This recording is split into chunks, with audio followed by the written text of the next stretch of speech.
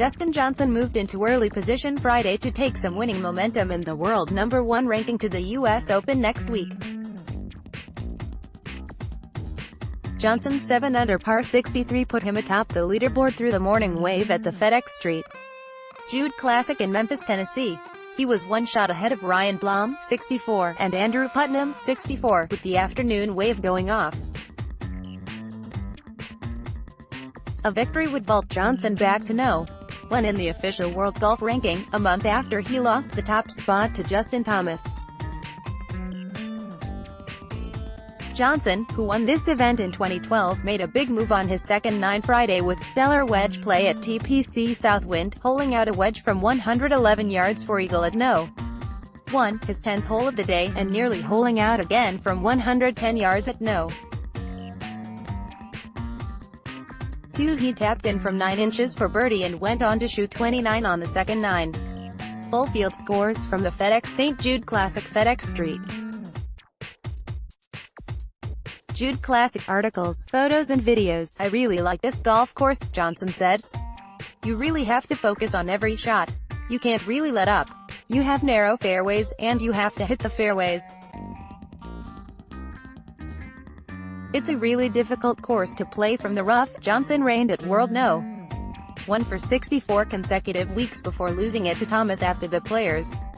Johnson broke through to win his lone major championship title at the U.S. Open at Oakmont 2 years ago. He and Rory McIlroy are the betting favorites heading to the U.S. Open at Shinnecock Hills next week, with Ladbrokes listing both players at 12/1. Johnson is homed in with his putter at TPC Southwind. He needed just 24 putts in the second round. I'm rolling it down the line, I'm looking, Johnson said. If I can get a good read and good speed, they're going to go in. Article tags, 2018 FedEx St. Jude Classic. Dustin Johnson with a new baby boom hitting the LPGA. Laura Diaz showed all the new mothers and moms-to-be how to do it Friday at the ShopRite Classic. Diaz, 43, a two-time LPGA winner who is a part-time player now, took the early lead in the morning wave with a 5-under par 66. She did so with her 12-year-old son, Cooper, on her bag as caddy in her first start this year. It's more special because I have my son with me, Diaz said. It's a calming influence. I spent more time worrying about him. It was the lowest round Diaz has posted in 4 years on tour, but she hasn't been a full-time player since 2015. This is just her 8th start in the last 3 seasons. She gave up full-time tour life to become a full-time mom. She also has an 8-year-old daughter, Lily. Full field scores from the ShopRite LPGA Classic. I'm at a point in my life where I don't want to play 20 to 25 tournaments a year and be on the road, Diaz said last year. Moms are making a comeback on tour. Stacey Lewis, who is playing the ShopRite Classic outside Atlantic City, New Jersey, this week, is 4 months pregnant. Susan Petterson is due later this fall. Jarena Piller just gave birth to her first child, as did Sydney Michaels late last year. Diaz makes her home in Winston-Salem, NC, where she is an assistant coach for her son's JV golf team and where she has done volunteer coaching at her Wake Forest alma mater. Diaz won both her LPGA titles in 2002. She made it into the field this week through the LPGA Winners category. This is the first time Cooper caddied in an LPGA event. Mom said he did a terrific job, except for remembering to clean her ball.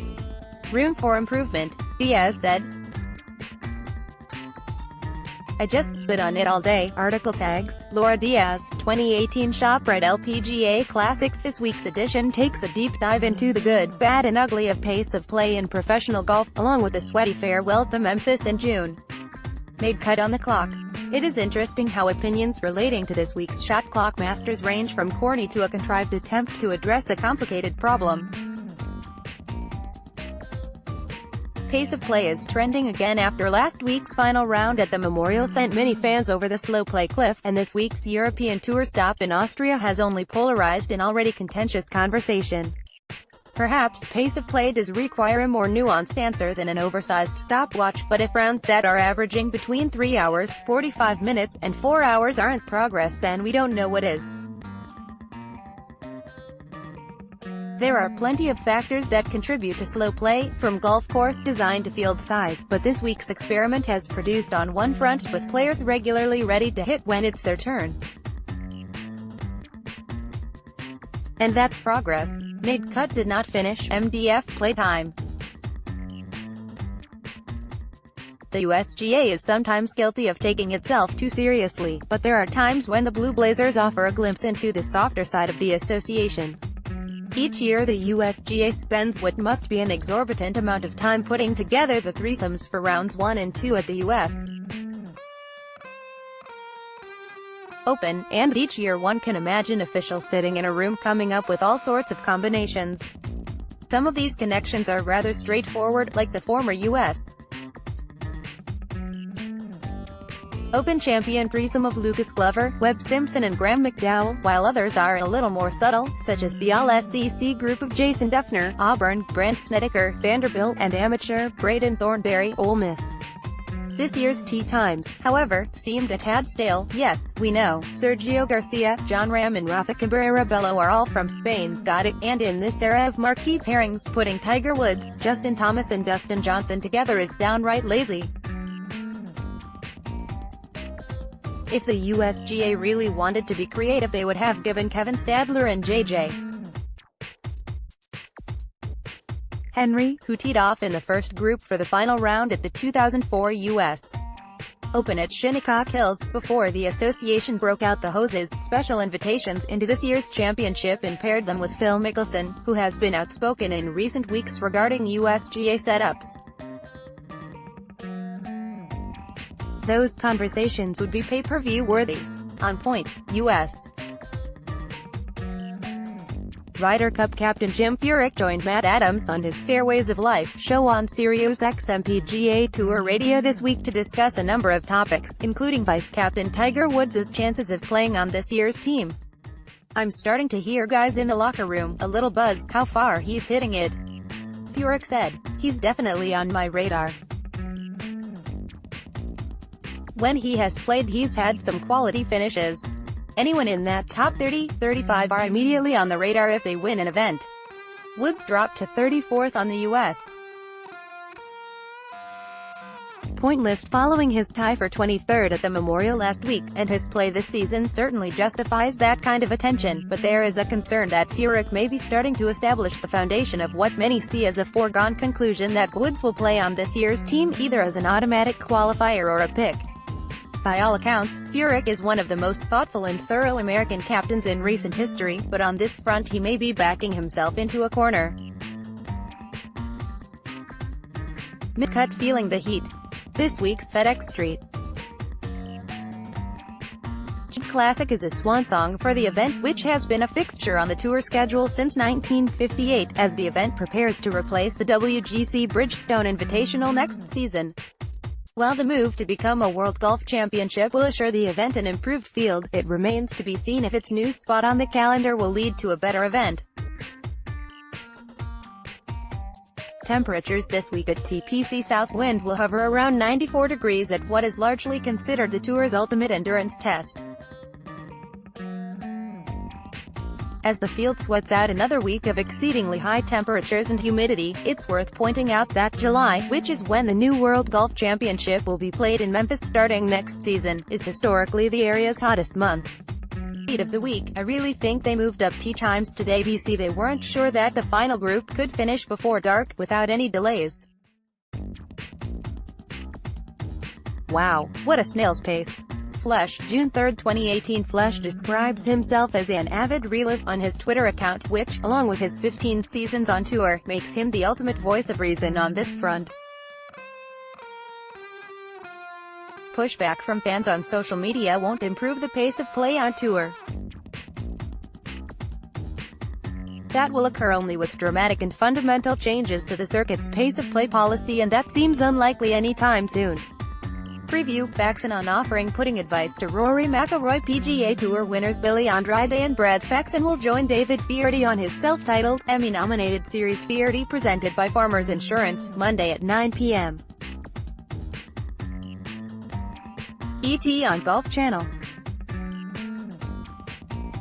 The episode was filmed in Missouri earlier this year during the PGA Tour Champions Bass Pro Shops Legends of Golf at Big Cedar Lodge and will focus on a number of topics, including their pride and appreciation for their collective upbringings in Rhode Island. Faxon discussing the putting advice he offered Rory McIlroy earlier this year. Reflections and stories of a lifelong friendship dating back to junior golf days. Hypothetical life, career mulligans. Future guests on Feherty this year, premiering Mondays at 9 p.m. ET includes Stuart Sink and Paul Goydos, July 16th, and Ian Poulter, July 23rd. A two-time Emmy-nominated host, outstanding sports personality, studio host, Feherty has been described as golf's iconoclast by Rolling Stone, and the last unscripted man on TV by Men's Journal.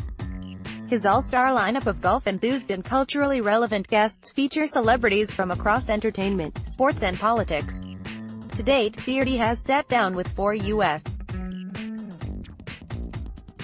presidents, Bill Clinton, George W.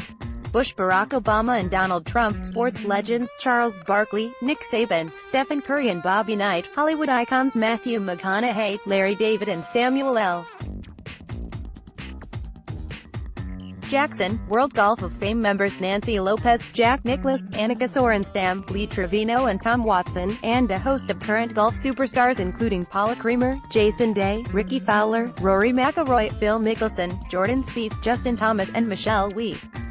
Feherty is produced by Golf Channel's Original Productions Group, which also oversees production for Driver vs. Driver, golf films as well as the network's instruction platforms. After one round of the FedEx St. Jude Classic, hundreds of birdies haven't yielded much separation. Here's how things look at TPC Southwind, where Seamus Power is one shot clear on a tightly packed leaderboard. Seamus Power, -5, Phil Mickelson, -4, Brooks Koepka, -4, Steve Stricker, -4, Chris Kirk, -4, Wesley Bryan, -4. What it means, Power was out among the early wave, and he put up a number that as it turned out no one was able to match. That didn't come from a lack of effort, as 11 players turned in rounds of 66 and another 10 carded scores of 3 under 67. The Irishman enjoys a slim advantage as he looks to win for the first time in his career, while Mickelson headlines a group that remains in close pursuit after the opening round. Round of the day, Power represented Ireland 2 years ago at the Olympics, but he has only 3 top 10s and 43 career PGA Tour starts. He added to that haul after an opening round in Memphis that included 6 birdies against a lone bogey, with a 6-footer for birdie on no. 18 giving him an advantage over the field. Best of the rest, Mickelson has become a staple at this event, and he hasn't finished worse than T11 over the last 5 years. Lefty appears in line for another strong result based on a round that was highlighted by an eagle on the par 5 third hole and included only one dropped shot, his 8th straight subpar round in this event. Full field scores from the FedEx St. Jude Classic. FedEx St. Jude Classic articles, photos and videos. Biggest disappointment, Daniel Berger has won this event each of the last 2 years, but his chance for 3 in a row took a hit when he opened with even par 70.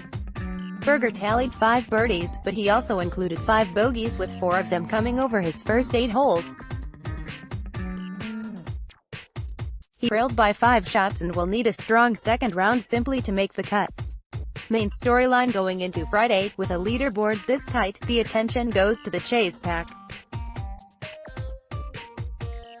Mickelson and Koepka headline the group at 4 under, with the latter preparing to defend his U.S. Open title next week in New York. World No. 2 Dustin Johnson lurks just 2 shots off the pace after an opening 67, while fellow major champ Henrik Stenson is just 1 shot further back. Shot of the day, Johnson appeared headed for a bogey when his approach to no. 2012 nearly rolled into the water, but the 2012 champ simply stuck one foot in the lake and chipped in, turning a possible bogey into the fourth of his 5 birdies on the day. Quote of the day: I mean, there's nothing better than winning a golf tournament going into a major. Coke Article tags: Seamus Power, 2018 FedEx St, Jude Classic.